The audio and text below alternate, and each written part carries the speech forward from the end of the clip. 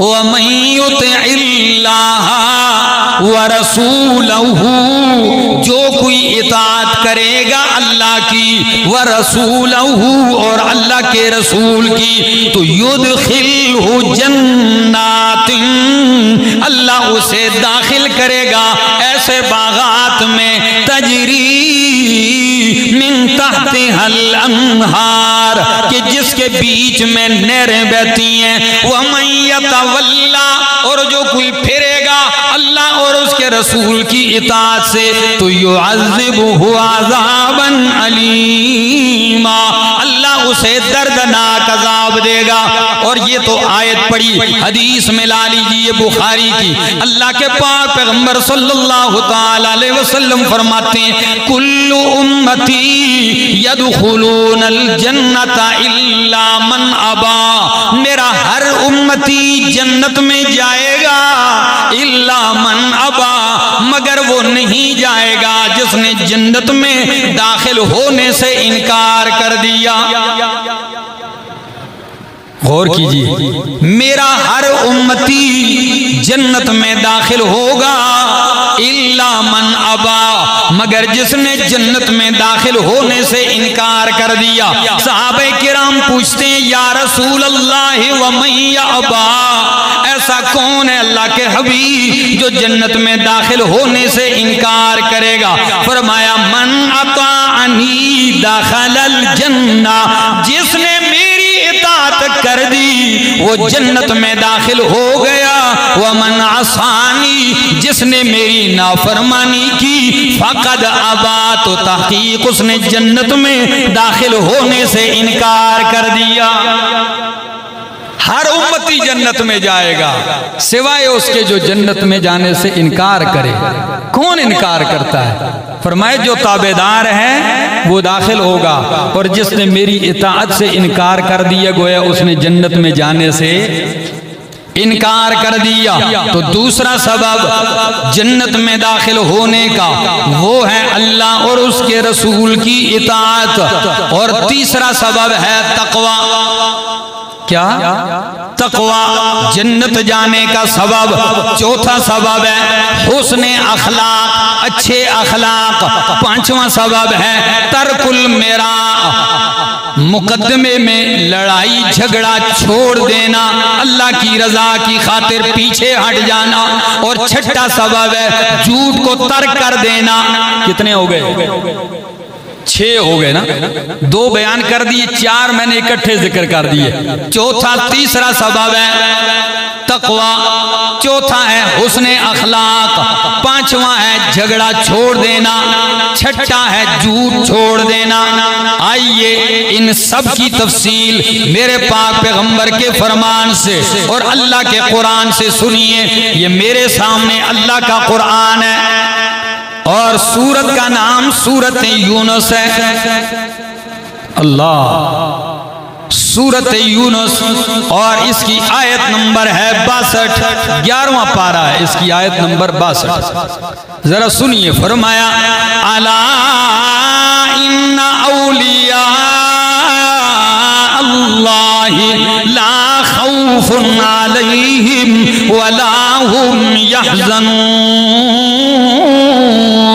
अला, खबरदार, गौर से सुन लो, इन्ना औलिया अल्लाह, बेशक अल्लाह के वली, अल्लाह के दोस्त, ला खौफुन अलैहिम, कोई खौफ नहीं होगा उन पे, वला हुम यहज़नून, और ना वो गमगीन होंगे। या अल्लाह, तेरे वली कौन से हैं? ओ इंसानों, जब तुम अल्लाह से मांगते हो और जन्नत मांगने लगते हो तो फस्अलुल्लाहल फिरदौसा, तो अल्लाह से जन्नतुल फिरदौस मांगा करो। इसलिए कि जन्नतुल फिरदौस ये जन्नत का वो ठिकाना और दर्जा है कि जिसका छत अल्लाह का अर्श है। तो ये मांगा करो अल्लाह से। अब ये तरगीब भी कुरान देता है, अहादीस के अंदर भी तरगीब है। ये अलग मौजू है, मैं इंशाअल्लाह किसी वक्त इसको अलग बयान करूंगा।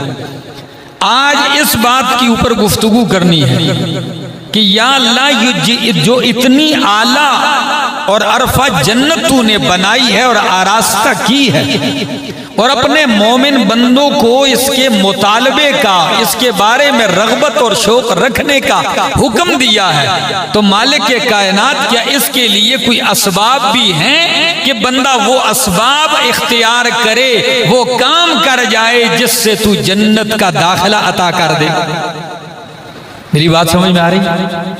तो आइए, मैं इन दिनों में बीमार रहा तो कुछ दिनों से थोड़ी सी तबीयत संभली तो मैंने ये असबाब इकट्ठे करना शुरू किए कि ऐसे वो कौन से असबाब हैं जो कुरान मुकद्दस में और अल्लाह के पाक पैगंबर सल्लल्लाहु अलैहि वसल्लम ने अपने फरामीन में एक अमल बताया, एक सबब बताया और साथ बतलाया कि ये सबब है, ये जन्नत के अंदर दाखिले का, जन्नत की जमानत दी है। तो तकरीबन 170 के लगभग असबाब मैंने जमा किए, लेकिन वो सारे असबाब और उस पर गुफ्तगू तो बड़ा तवील वक्त चाहिए। मैं चंद जिक्र करता हूं, दिलो दिमाग को हाजिर रखिए, अल्लाह करे हम वो असबाब इख्तियार करके जन्नत के वारिस और मुस्तहिक बन जाए। सबसे पहला सबब जन्नत में दाखिले का, सबसे पहला सबब वो है ईमान। कौन सा सबब है? इसलिए कि ईमान के बगैर जन्नत मुमकिन ही नहीं है। और ये सबब अल्लाह रब्बुल इज्जत कुरान में जिक्र करता है। ईमान और उसके साथ अमल सालेह, दो कर लो, ईमान और अमल सालेह। कुरान क्या कहता है जरा देखिए, ये मेरे सामने अल्लाह का कुरान, सूरत का नाम सूरतुल बकरा और आयत नंबर 82 है। अल्लाह का कुरान कहता है वल्लज़ीना आमनू व अमिलुस सालिहात, वल्लज़ीना आमनू, और वो लोग जो ईमान लाए, व अमिलुस सालिहात, और ईमान के साथ अमल सालिह करते रहे, नेक अमाल किए, तो उलाइका अस्हाबुल जन्नती, यही लोग जन्नत वाले, हुम फीहा खालिदून,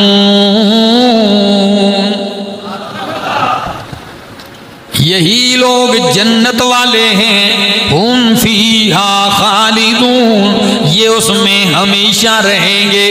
तो ईमान के साथ अमल सालेह, मोमिन नहीं है एक बंदा चाहे सारी जिंदगी अच्छाइयां ही अच्छाइयां करता रहे, ईमान नहीं मिला तो जन्नत नहीं मिल सकती। और ईमान के साथ अमल सालेह, आप हरिपुर वाले पूछेंगे कि अमल सालेह होता क्या है? क्या अमल सालेह होता क्या है? आज तो दुनिया में हम जितने गुमराहों को देखते हैं वो सारी गुमराहियां करते हैं, बदआमालियां, और अपने उन गुमराहियों और बिदआत को वो क्या कहते हैं?